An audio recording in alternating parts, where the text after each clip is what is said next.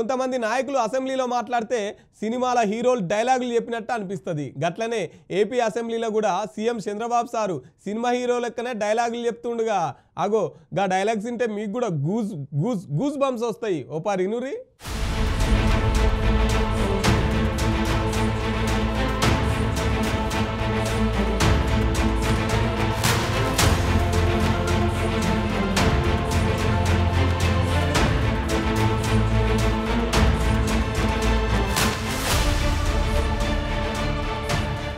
ఈ తెలుగు రాష్ట్రాలల్లా ఎంతమంది ఆడపిల్లల మీద ఎన్ని అగాత్యాలు జరుగుతున్నాయో మన అందరికి తెలిసే. చిన్న చిన్న స్కూల్ పిల్లల మీద కూడా మస్తు అత్యాచారాలు జరగబడుతున్నాయి. గసోంటివి జరిగినప్పుడు చూసినామనుకో, లేకపోతే షవుల పోటీ ఇన్నా గాని మనకే అనిపిస్తది వాళ్ళని సంపాలని, లేకపోతే వాళ్ళకు ఉరి శిక్ష పడుంటే బాగుండని. గదే మాట ఆంధ్రప్రదేశ్ సీఎం చంద్రబాబు సారు మామూలుగా చెప్పలే, అసెంబ్లీలా అదిరిపోయేటట్టు చెప్పిండు.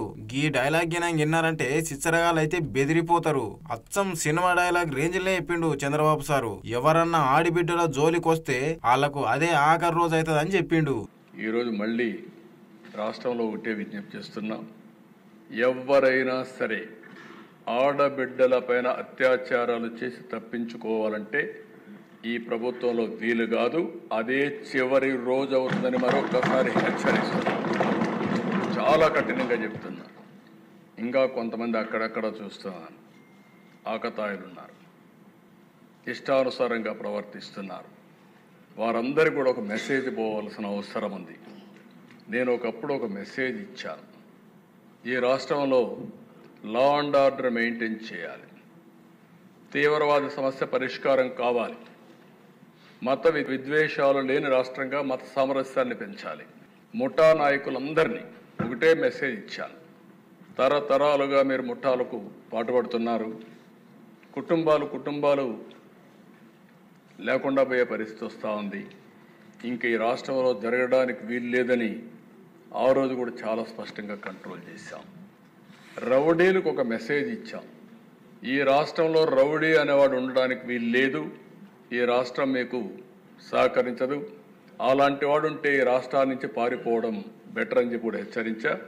ఇప్పుడు కూడా చెప్తున్నా, ఎవరైనా సరే రౌడీజం చేసి మళ్ళా తప్పించుకుంటామంటే అలాంటి వాళ్ళని ఎట్టి పరిస్థితుల్లో వదిలిపెట్టమని అసెంబ్లీ సాక్షిగా హెచ్చరిస్తున్నారని కూడా ఈ మాట అసెంబ్లీలో చెప్తే బాహుబలి సినిమాల ప్రభాస్ డైలాగ్ లెక్క అనిపించింది నాకైతే.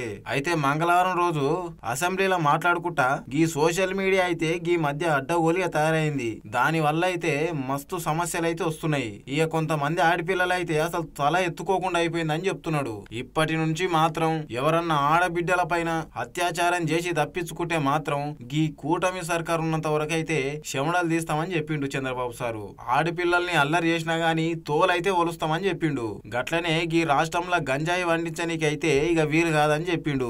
ఈరోజు సోషల్ మీడియా మనం చూస్తున్నాం, విచ్చలవిడితనం వచ్చింది, క్యారెక్టర్ అసాసినేషన్ జరిగే పరిస్థితి వస్తుంది, ఆడబిడ్డలు తలెత్తుకొని తిరగలేని పరిస్థితి వస్తూ ఉంది. ఇది మంచి సాంప్రదాయం కాదు. నాకు చాలా సంతోషం, అసెంబ్లీలో బూతులు లేవు.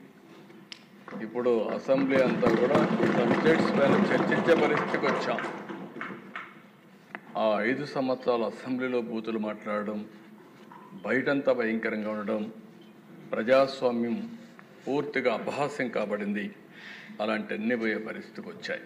దాని మీద కూటమి సర్కారు ఎప్పటికప్పుడు పని చేస్తూనే ఉంటది. గంజాయి, డ్రగ్స్ వీటి మీద ఆల్రెడీ యుద్ధమే చేస్తున్నామని చెప్తుండు సారు. ఇక ఇప్పటి నుంచి అయితే మత కల్లోలాలు, ముఠాలు, కుమ్ములాటలు, రౌడీజానికి అయితే అస్సలు తావు ఇయ్యమని చెప్తున్నాడు సారు. గీ దాంట్లో ఏవి వేసి తప్పించుకుందామని చెప్పేసి సాక్ష్యాలను అటు ఇటు వేసినా గాని గీ కూటమి సర్కారు అయితే ఎవరిని నిడిసబెట్టదని గట్టిగానే అరుచుకున్నాడు. అంటే ఇంతకు ముందు జరిగింది ఒక లెక్క, ఇప్పటి నుంచి ఒక లెక్క అన్న లెక్కలే చెప్పిండు మొత్తానికి.